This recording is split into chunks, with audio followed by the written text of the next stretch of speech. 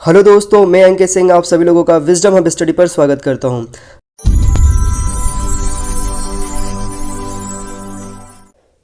तो चलिए दोस्तों, हम डिस्कस करते हैं हमारे करंट अफेयर का सीरीज़ नंबर 34।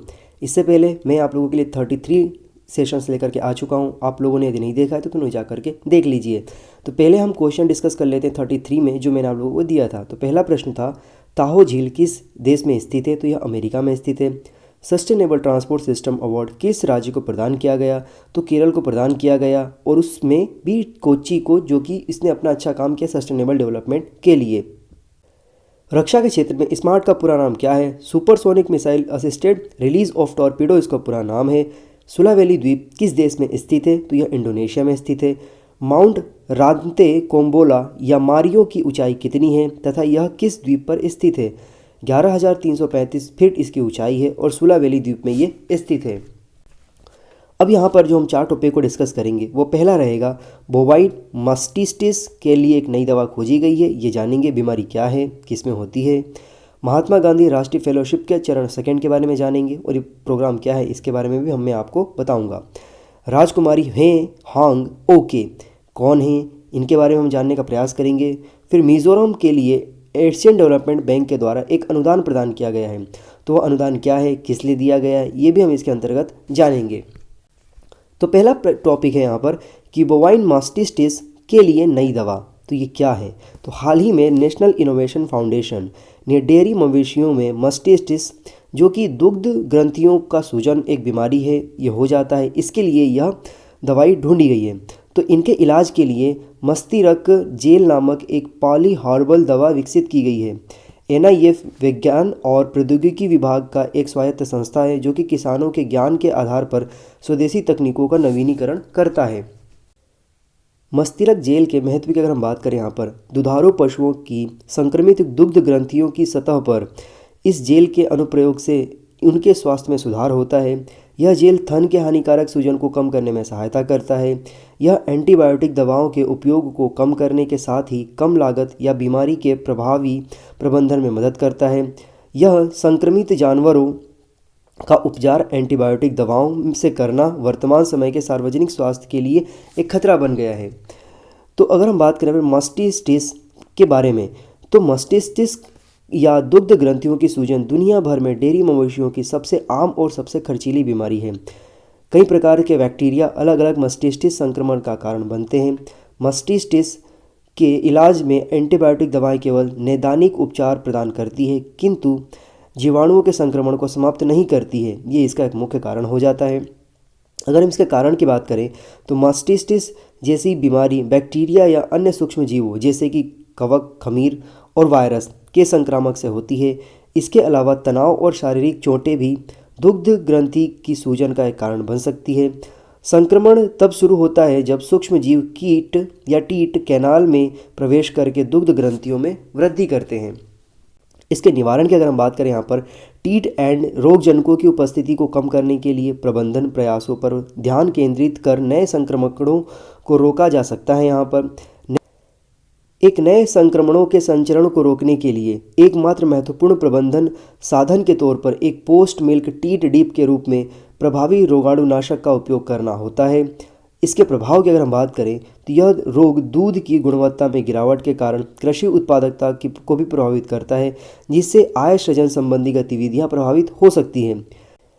यह दुग्ध उत्पादन को कम करने के साथ ही उत्पादन की लागत को बढ़ाता है तथा दुग्ध की गुणवत्ता को भी कम करता है। दोस्तों, यहाँ पर जो अगला टॉपिक है वो है महात्मा गांधी राष्ट्रीय फेलोशिप का चरण सेकंड। तो हाल ही में सरकार ने संकल्प, जिसका पूरा नाम है skill exhibition and knowledge awareness for livelihood promotions, के तहत यहाँ पर महात्मा गांधी नेशनल फेलोशिप के दूसरे चरण की शुरुआत की है। संकल्प क्या है? तो संकल्प प्रोग्राम जनवरी 2018 में कौशल विकास और उद्यमिता मंत्रालय द्वारा शुरू किया गया था। विश्व बैंक का एक ऋण सहायता कार्यक्रम है ये। संकल्प प्रोग्राम देश भर में कुशल जनशक्ति की आपूर्ति और मांग के बीच असंतुलन को कम करने हेतु जिला कौशल समितियां से संबद्ध है, ताकि युवाओं को काम करने और आय अर्जित करने के सहायता प्रदान करने में यह अवसर उपलब्ध करा सके। महात्मा गांधी नेशनल फेलोशिप की अगर हम बात करें, तो यह 2 वर्षीय फेलोशिप प्रोग्राम है, कार्यक्रम है, जो कि ज़मीनी स्तर पर कौशल विकास को बढ़ाने में योगदान देकर युवाओं के लिए अवसर पैदा करता है। महात्मा गांधी नेशनल फेलोशिप का जो चरण फर्स्ट है, इसे पायलट प्रोजेक्ट के रूप में लॉन्च किया गया था। इसे वर्ष 2019 में भारतीय प्रबंधन संस्थान बेंगलुरु के साथ अकादमिक भागीदार के रूप में लॉन्च किया गया और इसमें कुल 69 फेलो शामिल हैं जो वर्तमान में 6 राज्यों के 69 जिलों में तैनात हैं। महात्मा गांधी नेशनल फेलोशिप का चरण सेकंड जो कि राष्ट्रीय रोल आउट था, इसे अक्टूबर 2021 में 661 फेलोज़ के साथ लॉन्च किया गया जिन्हें देश के सभी जिलों में तैनात किया जाएगा। साथ ही इसमें से 8 अन्य IIMs को शामिल किया गया है, जिससे इस कार्यक्रम में कुल 9 IIMs हो गए हैं। यह विश्वसनीय योजना बनाने, रोजगार तथा आर्थिक उत्पादन बढ़ाने तथा ग्रामीणों में आजीविका को बढ़ावा देने की बाधाओं को पहचानना तथा जिला स्तर पर अकादमिक भागीदार के साथ IIMs के माध्यम से कई कक्षाओं तथा सत्रों के माध्यम से जमीनी सर्वेक्षण के साथ संयोजित करने का प्रयास करना इसका मुख्य कार्य है।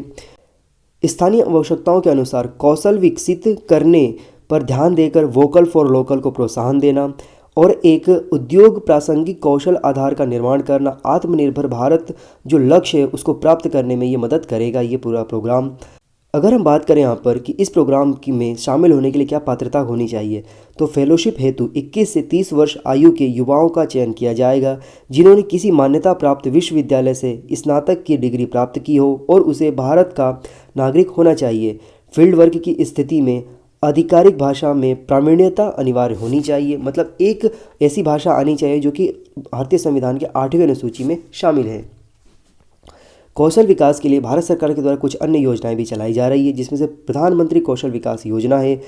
इसके बाद रिकग्निशन ऑफ प्रायर लर्निंग है, नेशनल कैरियर सर्विस प्रोजेक्ट है, skill management and accreditation of training centres है जिसे स्मार्ट नाम दिया गया है, skill strengthening for industrial value enhancement STRIVE है, प्रधानमंत्री युवा योजना है, कौशल आचार्य पुरस्कार है, skill for higher education youth in entrepreneurship and skill है, आत्मनिर्भर कुशल कर्मचारी नियोक्ता मानचित्रण है। ये सारे प्रोग्राम केंद्र सरकार के द्वारा समय समय पर चलाए गए हैं।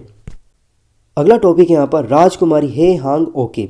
हाल ही में अयोध्या में सरयू के तट पर राम कथा पार्क का जीर्णोद्धार किया गया है। इसका नाम भी बदलकर क्वीन हे हांग ओके मेमोरियल पार्क कर दिया जाएगा।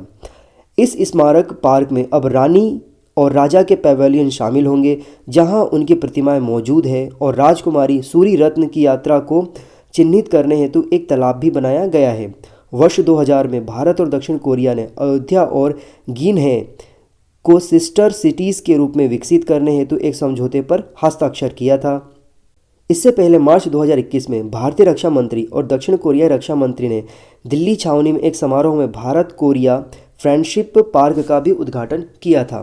तो अगर हम यहाँ पर बात करें रानी हे हांग ओके के बारे में, तो वह कोरियाई रानी थी जिनके बारे में माना जाता है कि उनका जन्म अयोध्या की राजकुमारी सूरी रत्न और राजा पद्मसेन और इंदुमती की पुत्री के रूप में हुआ था। राजा पद्मसेन ने प्राचीन राज्य कौशल पर शासन किया था जो कि वर्तमान में उत्तर प्रदेश से ओडिशा तक फैला हुआ है। उनकी कहानी समगुक यूसा यानी कि 3 राज्यों का यादगार में वर्णित किया गया है। यह कोरिया के 3 राज्यों गोगुरियो, बैगजे और सीला तथा कुछ अन्य क्षेत्रों की किंवदंती कथाओं, लोक कथाओं व इतिहास का 13वीं शताब्दी का एक संग्रह है। 48 ईसा पूर्व में राजकुमारी ने अयुता की प्राचीन भूमि से कोरिया की यात्रा की और दक्षिणी कोरिया में ग्यूम गवान गया के संस्थापक और राजा किम सूरो से विवाह किया। अयुता के स्थान को लेकर इतिहासकारों में सहमति नहीं है क्योंकि कुछ इतिहासकारों का मानना है कि राजकुमारी वास्तव में थाईलैंड के अयुता साम्राज्य से हो सकती हैं, जबकि लोकप्रिय रूप से यह उत्तर प्रदेश में अयोध्या से जुड़ा हुआ है। हालांकि किंवदंती का कोई भारतीय ऐतिहासिक स्रोत यहाँ पर नहीं पाया गया है। भारत से कोरिया तक राजकुमारी की यात्रा की अगर हम बात करें तो राजकुमारी ने अपने पिता द्वारा भेजे गए एक दल के साथ नाव से यात्रा की। माना जाता है कि राजकुमारी के पिता ने राजा सुरोज से राजकुमारी की विवाह का सपना देखा था। कहा जाता है कि एक शिवालय जिसे समुद्र के देवताओं को शांत करने के लिए राजकुमारी द्वारा लाया गया था को उनके मकबरे के साथ में रखा गया। किंवदंती के अनुसार राजकुमारी कोरिया में एक गोल्डन एग ले गई थी, अतः इस पार्क में ग्रेनाइट से बना अंडा शामिल है। तो ये पूरी कहानी थी अगर हम बात करें रानी हे हांग ओके के बारे में। तो यहाँ पर जो अगला टॉपिक है वो मिजोरम के लिए एशियन डेवलपमेंट बैंक के द्वारा अनुदान प्रदान किया गया है। तो यह क्या है? तो हाल ही में भारत सरकार और एशिया डेवलपमेंट बैंक ने मिजोरम में शहरी गतिशीलता का समर्थन करने के लिए लगभग 4.5 मिलियन अमेरिकन डॉलर के प्रोजेक्ट रेडीनेस फाइनेंसिंग ऋण का प्रदान किया है। इससे पहले एशियन डेवलपमेंट बैंक और भारत सरकार ने तमिलनाडु में चेन्नई कन्याकुमारी औद्योगिक कॉरिडोर में परिवहन कनेक्टिविटी एवं औद्योगिक विकास में सुधार के लिए 484 मिलियन अमेरिकन डॉलर के ऋण पर भी हस्ताक्षर किया था। यहाँ पर अगर हम बात करें, PRF उन परियोजनाओं के लिए उच्च कार्यान्वयन तत्परता का समर्थन करता है जिन्हें एशियन डेवलपमेंट बैंक द्वारा वित्त पोषित किए जाने की उम्मीद है। मिजोरम की इस डेवलपमेंट के बारे में बात करें तो मिजोरम के प्रशासनिक और सेवा उद्योग के केंद्र आइजोल में तीव्र और अनियोजित शहरीकरण के कारण शहरी गतिशीलता गंभीर रूप से बाधित हुई है। इसके परिणाम स्वरूप संकरी सड़क पर यातायात के कारण जाम की स्थिति बनी रहती है और सड़क सुरक्षा, लोगों का आमने सामने से आवाजाही में दक्षता तथा पर्यावरणीय स्थिरता पर प्रतिकूल प्रभाव पड़ता है। आगामी परियोजना प्रोजेक्ट रेडीनेस फाइनेंसिंग के माध्यम से विकसित की जा रही है, जो कि स्थानीय शहरी गतिशीलता समाधानों का अपनाकर शहर की परिवहन समस्याओं को हल करेगी। यह राज्य के शहरी विकास और गरीबी उन्मूलन विभाग की पूर्व कार्यान्वयन तथा परियोजना तैयारी गतिविधियों के स्थागत क्षमता विकसित करने में मदद करेगा। RPF आइजोल के लिए एक व्यापक गतिशीलता योजना विकसित करेगा, जो कि शहरी परिवहन विकास रणनीति की रूपरेखा तैयार करती है, जो कि राज्य में शहरी विकास योजना पहल के साथ तालमेल स्थापित करती है। इसके हस्तक्षेपों में जलवायु एवं आपदा लचीलापन व लैंगिक समावेशन को बढ़ावा देना है। CMP प्रासंगिक परियोजनाओं में पूंजी के एक अनुकूलित उपयोग की सुविधा प्रदान करेगी और रसद तथा नौकरियां, बुनियादी सेवाओं, शिक्षा आदि तक पहुंच में सुधार लाएगी, जिससे यहाँ की जो शहरी आर्थिक प्रतिस्पर्धात्मक कार्यवाही है उसमें बढ़ोतरी होगी। अगर हम बात करें यहाँ पर एशिया डेवलपमेंट बैंक की, तो एशिया डेवलपमेंट बैंक एक क्षेत्रीय विकास बैंक है। इसकी स्थापना 19 दिसंबर 1966 को हुई थी। ADB का मुख्यालय मनीला, फिलीपींस में है। एशियन डेवलपमेंट बैंक में कुल 68 देश या सदस्य शामिल हैं। इसमें भारत ADB का संस्थापक सदस्य रहा है। 31 दिसंबर 2019 तक एशियन डेवलपमेंट बैंक के सबसे बड़े 5 शेयरधारकों में जापान और संयुक्त राज्य अमेरिका, ये दोनों 15.6 के साथ पहले दूसरे नंबर पर है। पीपल्स रिपब्लिक ऑफ चाइना 6.4% के साथ तीसरे नंबर पर है। भारत 6.3% के साथ चौथे नंबर पर और ऑस्ट्रेलिया 5.8% के साथ यहाँ पर 5वें नंबर पर है। एशियाई विकास आउटलुक एशियाई विकास बैंक के विकासशील सदस्य देशों पर वार्षिक आर्थिक रिपोर्टों का भी एक श्रृंखला जारी करता है। दोस्तों, यहाँ पर जो हमने 4 टॉपिक डिस्कस किया है, इससे संबंधित कुछ प्रश्न हैं। मुझे उम्मीद है कि यदि आप लोगों ने ध्यानपूर्वक सुना है तो इन सभी सवालों के जवाब आप मुझे कमेंट सेक्शन में आसानी से दे पाएंगे। पहला प्रश्न है, ADB की स्थापना कब की गई थी? ADB का मुख्यालय कहाँ स्थित है? ADB में कुल कितने सदस्य देश शामिल हैं? 21 दिसंबर 2019 तक के आंकड़ों के आधार पर ADB के 5 बड़े शेयरधारकों में भारत की स्थिति कौन सी है? किस कोरियाई रानी का जन्म अयोध्या में माना जाता है? आप इन प्रश्नों के जवाब आप मुझे कमेंट सेक्शन में दीजिए। ये वीडियो आपको अच्छा लगता है, पसंद आता है और लाभदायक होता है तो अपने दोस्तों के साथ इसे जरूर शेयर करिए। चलिए फिर से मुलाकात होगी। Have a good day. जय हिंद, जय भारत।